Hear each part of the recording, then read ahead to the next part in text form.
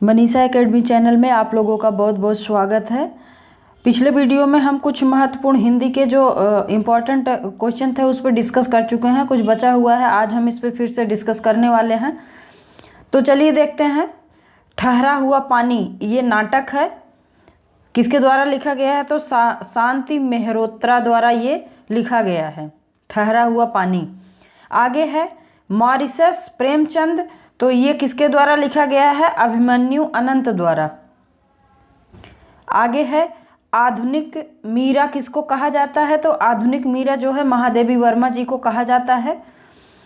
शुक्ल की त्रिवेणी किसे कहा जाता है? तो सुर, जायसी, तुलसी, तीनों लोगों को जो है शुक्ल की त्रिवेणी कहा जाता है। आगे है साक्षात रस मूर्ति किसको कहा जाता है? तो ये हैं घनानंद। हिंदू जाति का प्रतिनिधि कवि हिंदू जाति का प्रतिनिधि कवि किसे कहा जाता है? तो भूषण को कहा जाता है हिंदू जाति का प्रतिनिधि कवि। आगे है निबंध सम्राट किसे कहते हैं? तो शुक्ल जी को निबंध सम्राट कहा जाता है। उपन्यास सम्राट किसे कहते हैं? तो प्रेमचंद को उपन्यास सम्राट कहा जाता है। आगे है जीवन उत्सव का कवि किसे कहा जाता है? तो सूरदास जी को जीवन उत्सव का कवि कहते हैं। आगे है एक भारतीय आत्मा ये कौन लिखे हैं? तो माखनलाल चतुर्वेदी जी को कहा जाता है या इनके द्वारा रचित है ये। आगे है 2017 व्यास पुरस्कार किसको दिया गया? तो ममता कालिया को। आगे है दुखम सुखम ये कौन लिखा है? तो ममता कालिया। 2017 ज्ञानपीठ पुरस्कार किसे दिया गया? तो कृष्णा सोबती को। 2017 का साहित्य अकादमी पुरस्कार किसे दिया गया? तो ये है रमेश कुंतल मेघ को साहित्य अकादमी पुरस्कार दिया गया 2017 का।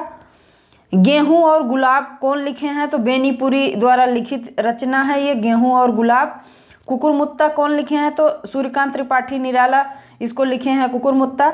घनानंद की प्रेमिका ये सुजान लिखे हैं। आगे है आलम की प्रेमिका, तो आलम की प्रेमिका जो है शेख रंगरेजीन द्वारा लिखा गया है।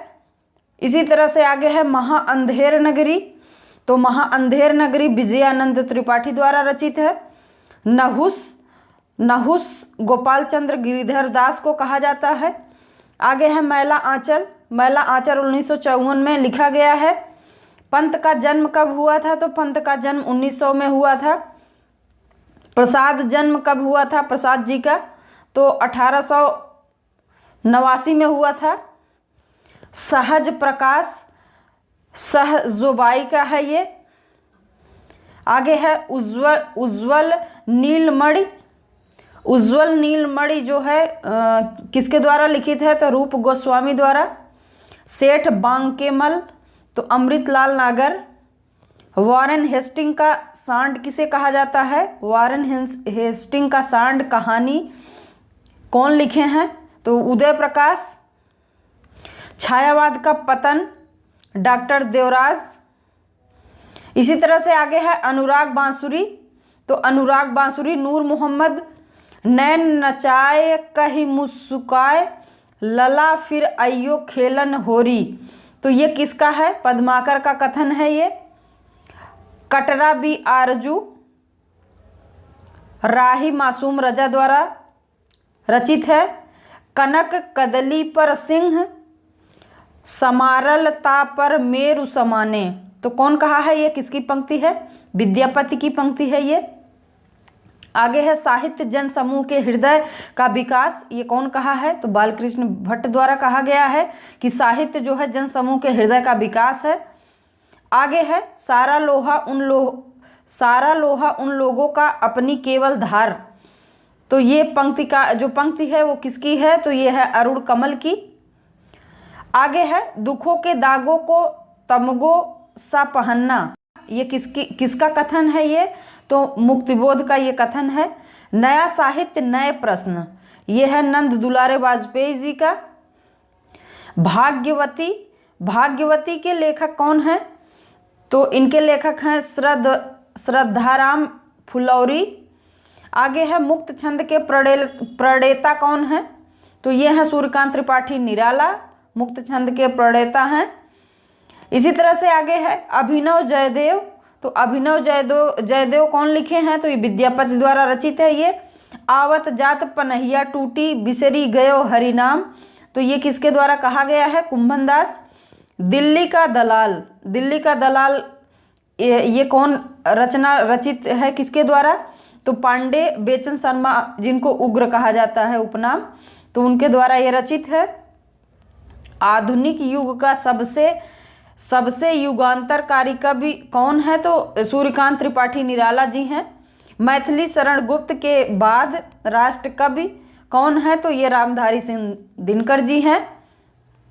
आगे है अड़ुभाष्य, अधूरे ग्रंथ को पूरा किया, जिनको अड़ुभाष्य भी कहा जाता है, कौन है? विट्ठलनाथ हैं। इसी तरह से आगे है बसंत का अग्रदूत किसे कहा जाता है? तो सूर्यकांत त्रिपाठी निराला जी को बसंत का अग्रदूत कहा जाता है। निहार की भूमिका हरिओत द्वारा लिखित है। अज्ञेय का साहित्यिक गुरु कौन है? तो मैथिली शरण गुप्त हैं साहित्यिक गुरु अज्ञेय के। आगे है गिरिजा कुमार के संग्रह मंजीर की भूमिका कौन लिखे हैं? तो ये निराला का है।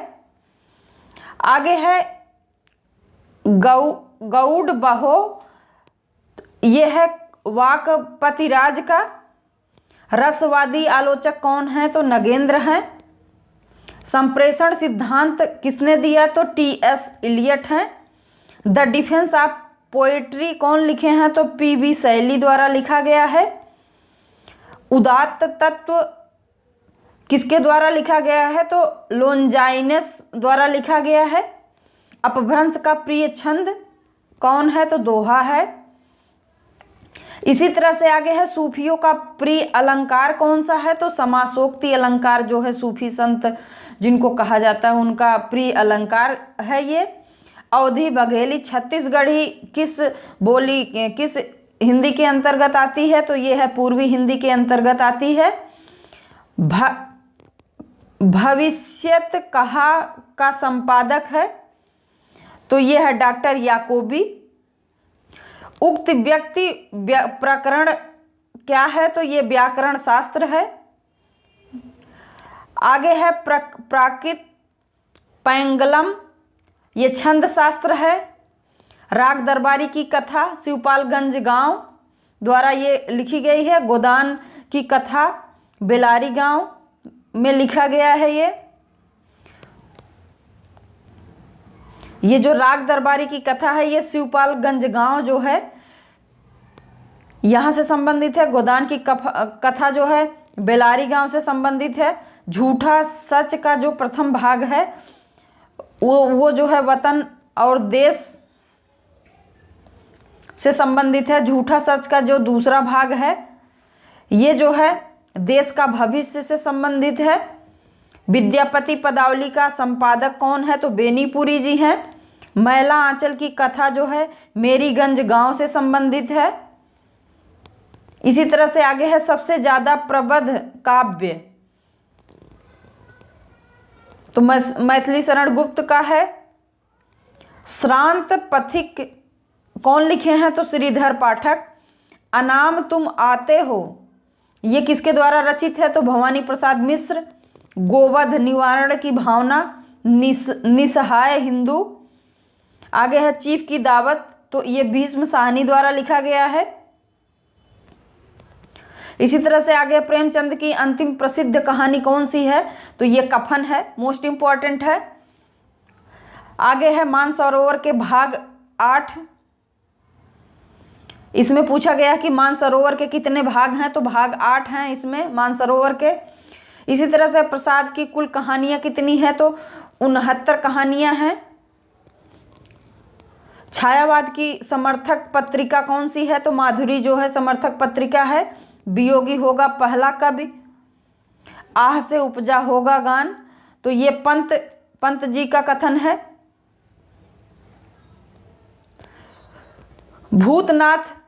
भूतनाथ उपन्यास कौन लिखे हैं? तो देवकी नंदन खत्री द्वारा लिखा गया है। आगे है चंद्रकांता संतति के भाग कितने हैं, तो चंद्रकांता संतति के भाग 24 हैं। न भूतो न भविष्यति कौन लिखा है, तो नरेंद्र कोहली। आम के पत्ते रामदरस मिश्र द्वारा आम के पत्ते लिखा गया है। बेरंग बेनाम चिट्ठियाँ, बेरंग बेनाम चिट्ठियाँ किसके द्वारा हैं, रामदरस मिश्र द्वारा ही।